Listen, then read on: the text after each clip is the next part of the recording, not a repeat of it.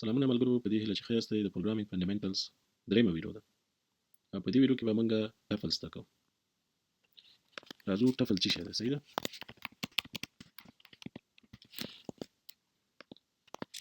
ټفل موږ سره یو سپیشل ویریبل دی چې په دې کې موږ فریز ډاټا اچو، یعنی هغه ډاټا چې موږ غواړو چې هغه چینج نشي نو موږ په ټفل کې اچو.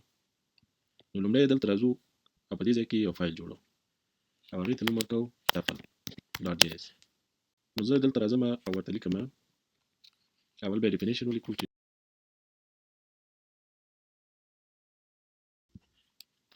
په دې ځای کې زه راځم او ورته لیکم چې const variable name لیکم my tuple.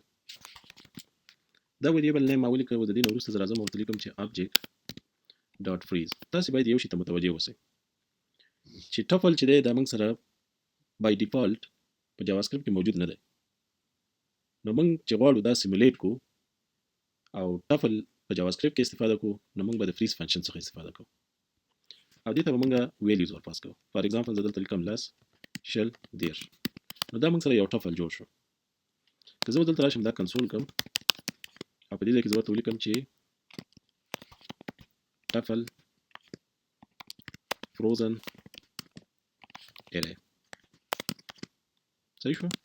او په دې ځای کې زه خپل مای ټفل ورپاس کوم. نو تاسو سره به دلته اوس دا ویلیوز چې دي دا به ټول تاسو سره دلته ښکاره شي.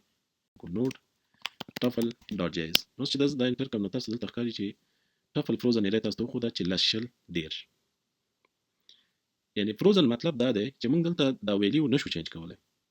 که تاسو غواړئ چې یو مشخص ویلیو په ټفل کې وګورئ نو دا به موږ په دې طریقه باندې ګورو. console dot log په دې ځای کې به ولیکو چې my tuple په دې شکل باندې. دلته به زه راشم دا پروګرام به دوباره رن کړم. نو تاسو به دلته لس ویلیو راشي. اوس هدف دا چې موږ دا فروز کړه دا ډاټا، یعنی فریز هم کړه دا ډاټا موږ فریز کړه. د دې ویلیو په هیڅ رقم باندې نشي چینج کېدلی. تاسو کولی شئ چې دلته یو بل ټفل جوړ کړئ. my second tuple is equal to object dot freeze.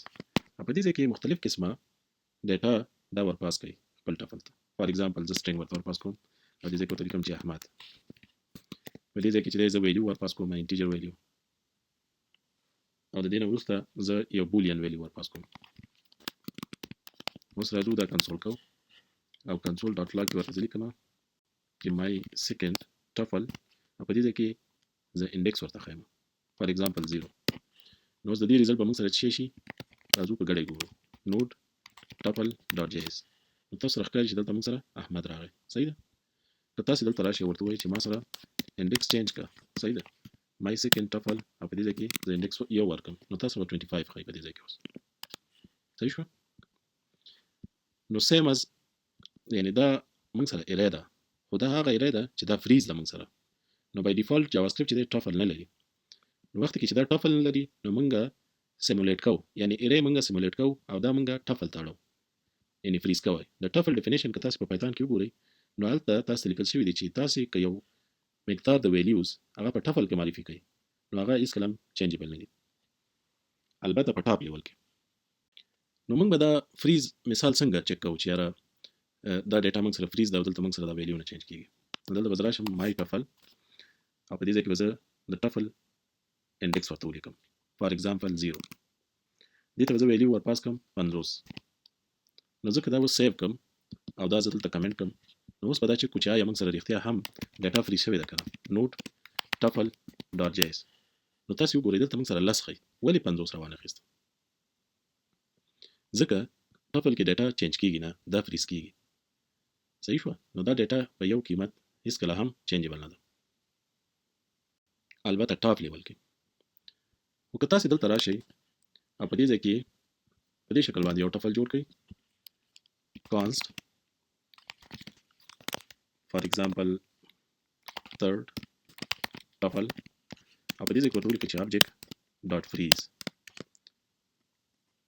په دې کې یو ارے ولیکئ. صحیح شو. او دې ارے ته تاسو یو object ورپاس کړئ. فار ایگزامپل name.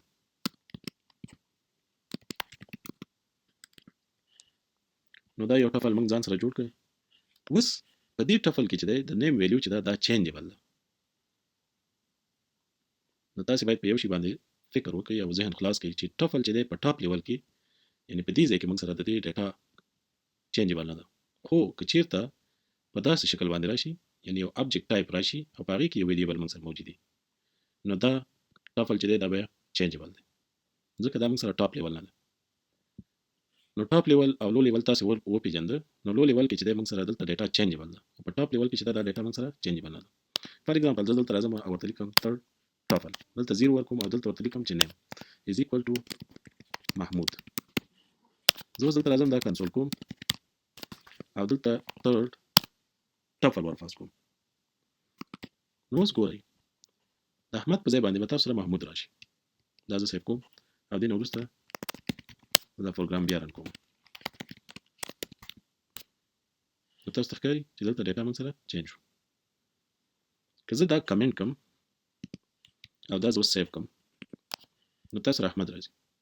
نو تاسو دا زده کړئ چې دا دلته موږ سره ټاپ لیول نه دی، یعنی په ټفل کې ډیټا په ټاپ لیول کې چینجبل نه ده، خو البته په لو لیول کې چې ده چې هغه د ایرې په دننه کې یو ابجیکټ راشي او هغه ابجیکټ چې دی موږ سره یو ویریبل ولري نو هغه ډیټا موږ سره چینجبل. فار ایگزامپل موږ ټفل د څه لپاره استفاده کوو؟ ټفل موږ د هغې ډیټا لپاره استفاده کوو چې هغه چینجبل نه دي. فار ایگزامپل د راځم دا کمنټ کوو نو موږ سره اوس د ورځو نومونه چې دي دا چینجبل نه دي، نو دا باید موږ ټفل کې ولیکو. نو څنګه به لیکو؟ دلته به راشو ورته ولیکو چې کانست موږ سره یو ډیټا ټایپ دی ښه چې تاسو دې ته کنفیوز نه شئ.